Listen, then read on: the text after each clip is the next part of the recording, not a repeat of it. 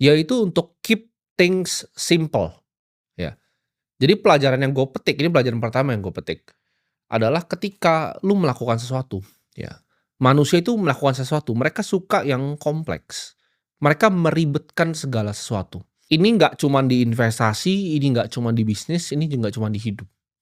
Ketika gue belajar tentang simplifikasi ini, hidup gue berubah total, gitu. Banyak mungkin yang ngelihat gue, oke, Timothy ini usahanya ada banyak, ya. Dia adalah seorang pengusaha, seorang investor, usahanya banyak sekali.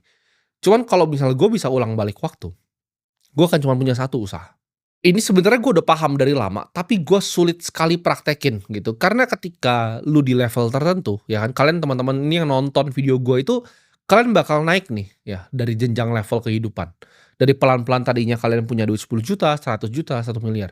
Kalian akan ngalamin di mana banyak sekali nanti tawaran, ya, dari orang A, dari teman B, dari teman C. Tapi lu harus bisa keep things simple gitu loh. Satu bisnis gitu kan, investasi ya nggak lebih dari 3, teman dekat juga nggak lebih dari 3. Waktunya diprioritaskan kemana nih, ya, antara ke teman kah, ke keluarga kah, kemana? Kadang kita tuh nggak perlu bikin banyak sekali keputusan, ya, dalam 1 tahun. Ini kesalahan yang banyak sekali orang bikin, ya, setahun mereka bikin keputusan yang banyak sekali. Padahal cukup 1 sampai 2 keputusan aja setahun, hidup lu tuh bisa berubah. Jadi orang lebih banyak say no gitu, ketika ditawarin ini enggak, ini enggak, ini enggak. Karena ketika lu baru mulai awal karir, ya, distraksi itu di mana-mana. Lu harus bisa simplifikasi. Oke, hari ini apa sih yang mau gue lakukan? Apa hal-hal yang mau gue eksekusi? Apa strategi yang gue mau eksekusi? Nggak perlu ribet-ribet, ya. Lu nggak perlu punya rencana ke depan. Ini gue pernah belajar dari salah satu portofolionya Warren Buffett, yaitu Nebraska Furniture Mart, ya. Jadi ini ada orang, udah tua sekali, perempuan, dia bikin satu toko furniture. Ditanya sama Warren Buffett, "Strategi bisnis lu tuh apa?" Dia jawab sangat sederhana, "Jual furniture semurah-murahnya dan jujur sama customer." Udah, strategi cuma 2, simple tapi jadi besar sekali, luar biasa.